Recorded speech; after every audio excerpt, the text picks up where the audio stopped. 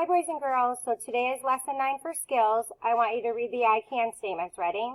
I can practice reading quotation marks.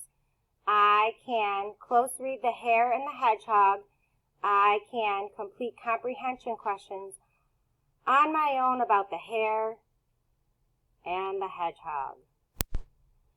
So let's review some quotation marks. Remember, when you see quotation marks in a story, it means someone is talking.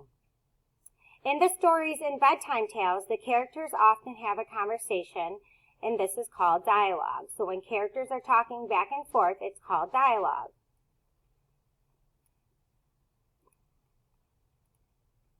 So when we practice dialogue orally, we will cup our hands around our mouth to represent where quotation marks go in a sentence. So do this with me. Ready? We're going to start with our quotation mark.